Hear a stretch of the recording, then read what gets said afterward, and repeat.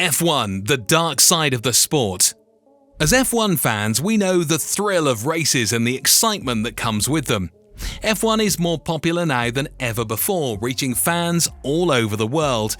But there's a side of F1 that not everyone knows about, from controversial fan moments to the intense pressure on drivers. In this video, we will touch the untouched parts and get into the dark side of Formula 1. We'll uncover the stories that don't always make the headlines.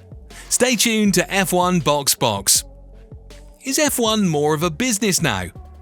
You see, sometimes things in F1 just don't seem to add up. Like why we don't race in Germany anymore, and what's going on with Spa, one of the world's greatest tracks. Is its future in jeopardy? We've got a fantastic circuit in Turkey, so why don't we see more races there? And remember those thrilling races in South Korea? Why did they suddenly disappear from the calendar? Well, the truth is, Formula 1 operates on a business model. Decisions about where to race are often driven by financial considerations rather than purely sporting reasons. So while we as fans cherish the sport for its thrilling races and iconic venues, behind the scenes, it's a complex web of business negotiations and financial strategies. Well, you see, some tracks may offer fantastic racing and are true gems for the sport, but they don't always bring in as much money as others on the F1 calendar. That's why you'll see more races scheduled in the United States in the coming time. And also, have you thought about why we're looking at having more races in the Middle East? Now we are getting somewhere anyways in F1, these decisions aren't just about the sport, they're about balancing financial viability and global appeal. Challenges with Formula 1's governing body. The FIA, the organisation responsible for governing Formula 1, often faces criticism for its inefficiency. Over the past few years, there have been many instances where its actions have raised serious concerns. For example, during the Red Bull cost cap breach, there were leaks from the FIA that seemed almost funny.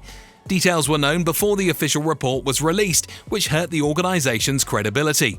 Even before this, how the FIA handled the Lewis Hamilton jewellery issue disappointed many fans, and during the controversial 2021 Abu Dhabi Grand Prix, the handling of the Michael Masi situation was widely criticised. These incidents cast doubt on the FIA's ability to be a fair and reliable governing body.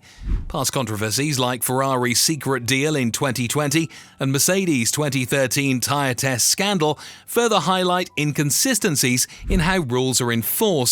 In the end, the FIA's perceived inefficiencies and questionable decisions harm Formula 1's reputation, affecting its standing among fans and stakeholders.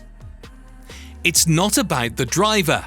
Now here are some thoughts in Formula 1. Success often comes on more than just the driver. It's about the car and the team too.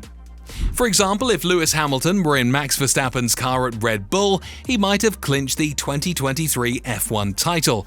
Similarly, elite drivers like Fernando Alonso and Max Verstappen could have been champions if they drove for Mercedes during the turbo hybrid era.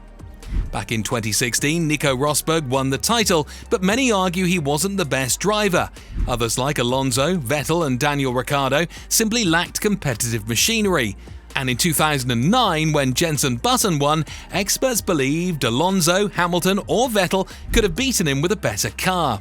In F1, the driver is often seen as the star and highly valued by teams, but the car underneath and the entire team behind play important roles too. During the 2021 title battle, both Hamilton and Verstappen showed their skill, but their cars also played a significant part.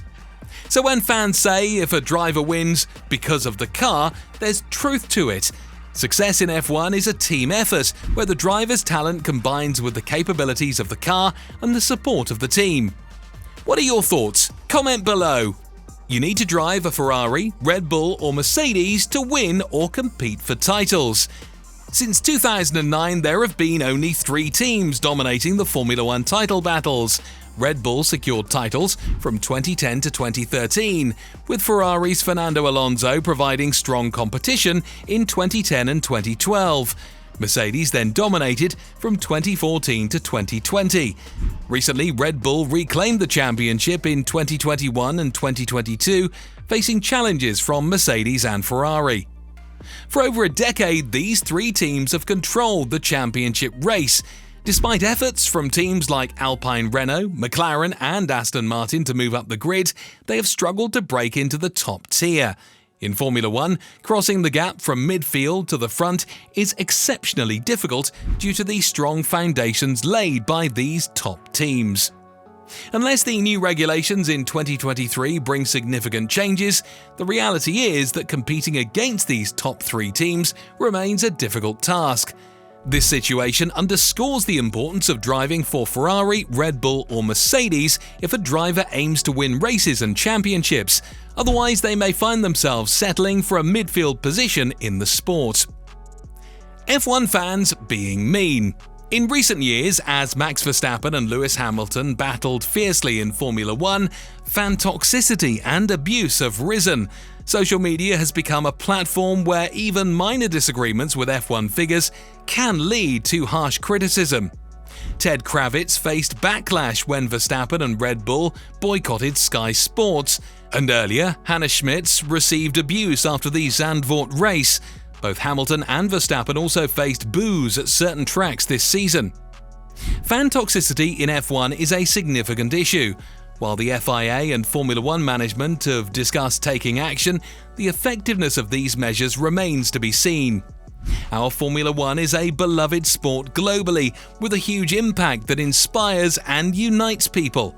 However, it also has a darker side that fans must acknowledge and address. It's clear that fan behaviour in F1 needs a rethink.